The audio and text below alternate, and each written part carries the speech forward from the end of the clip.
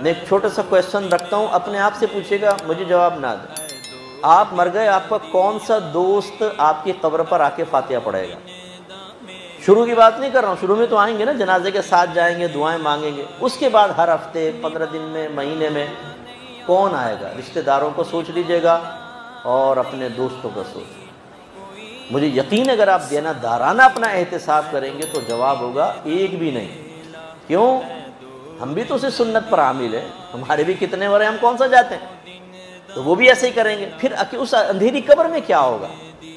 اس میں ہماری جو مستیاں تھیں، جو ہماری بے عملیاں تھیں، جو ہم نے دین سے راہ فرار اختیار کرنے کی روش کو اپنایا تھا، اور ہم جیسے اگر کوئی عالم دین ایسی باتیں کرے کہ جس سے نفس قابو میں آتا ہو یا شیطان کی گرفت کمزور ہوتی ہو، تو ہم انہی کے بہکائے میں آ کر اس کا بیان سننا چھوڑ دیتے ہیں، اس کو اہمیت نہیں دیتے ہیں، یا تنقید کرتے ہیں کہ بھئی اتنی سختی اس دور میں جائز نہیں ہے۔